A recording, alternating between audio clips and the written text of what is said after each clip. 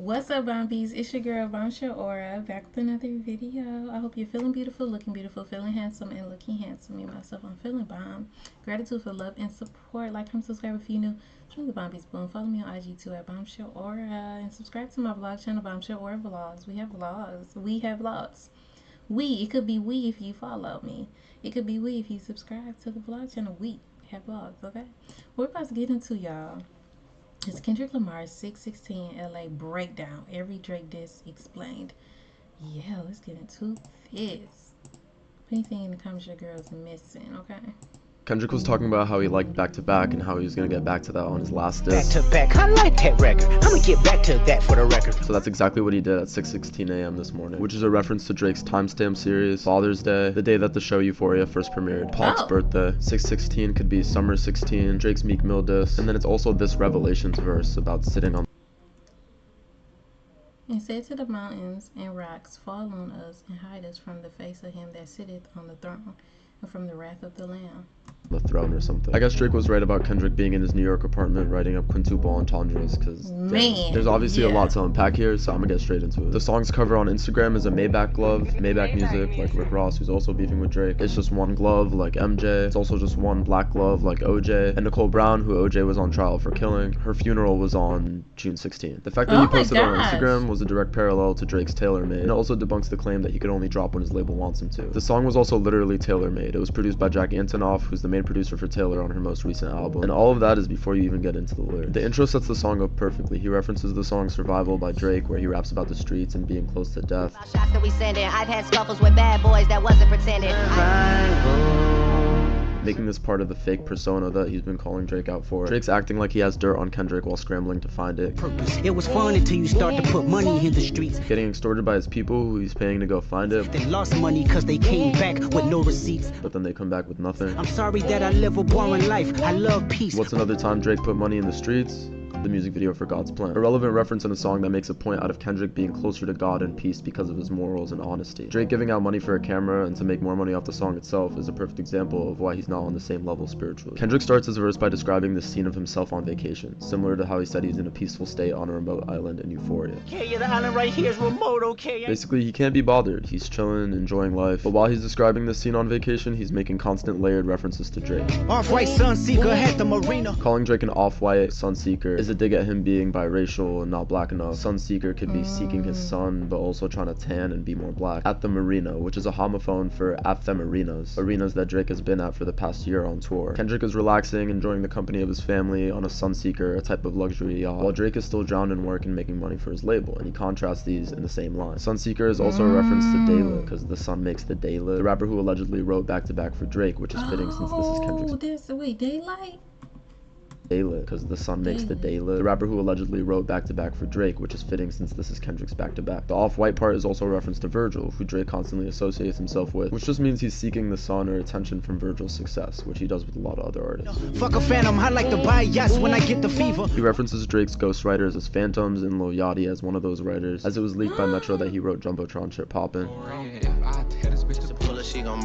The Fever is also a yacht brand, and Drake once admitted to renting a Phantom in 2007 for $5 a month. Another example of Drake faking his persona to fit in. Kendrick buying things in a fever and to fill the void is a concept he talked about in United in Green. A couple of mansions just for practice, breathe different. Wine cooler spill on my white t-shirt, the sightseer. Those red wine stains on his shirt double as blood splatter from killing Drake in his vacation metaphor. A sightseer is a term for those paper targets and gun ranges, and he could just be calling Drake a tourist, just in the culture to see the sights but not really belonging to it. In the first half of the song, he begins to delve into his spiritual side, bringing up a holy trinity-like combination of things that define him. Trifecta, money, morals, and culture. While Drake only has the money, Kendrick has that alongside morals and culture. Passport tatted, that's your hub in Ibiza. He's saying he's well traveled here, but he's also referencing the album that J. Cole dissed him on. It had a song called Trade the Truth in Ibiza. Luke Cali's dwellings in Brooklyn just to book me some pizza. This is a response to Drake saying he's struggling in that NY apartment. I know you in that NY apartment, you struggling right now, I know it. But does he know something we don't about when Drake and KD went there for dinner in 2020? The last time we referenced a restaurant restaurant, it was New Hall King in Toronto, where Drake got robbed in 2009. Only God can teleport this type of freedom. This is a response to Drake saying that he has no freedom in his label. Kendrick is saying that his real freedom is in his relationship with God, and no money can replace that.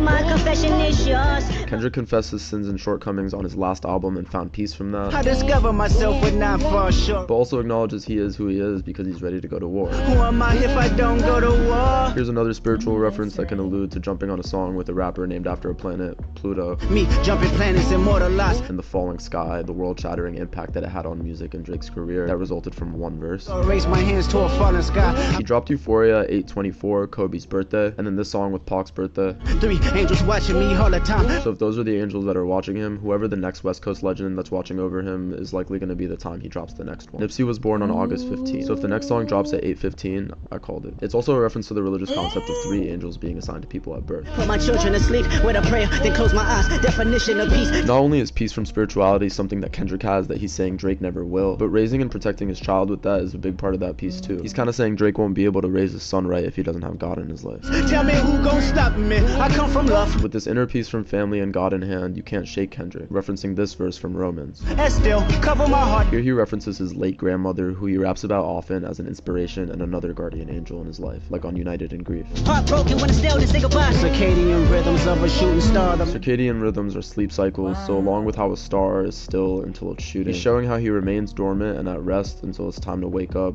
and go to war, instead of trying to keep that warlike persona at all times like Drake. This diss song is also literally him shooting at a star. The mannerisms of Raphael, I can heal and give you art. Here he's referencing the angel Raphael, who's known for healing, and the painter Raphael, whose work showed focus on the human anatomy at times. But the industry's cooked as I pick the carcass apart. His music can heal you like the angel Raphael, but it could also dissect you like a painter, with a double entendre of cooking a dead animal carcass. It's also what this song does. The first half up to this point was more focused on his own healing, but the rest of the song is the dissection of the industry and the shady ways that Drake uses it. He starts with DJ Academic, I can see the vibes on Ack, even he looking compromised. who's known to be obsessed with Drake and who Drake has been using throughout this whole beef as a sample,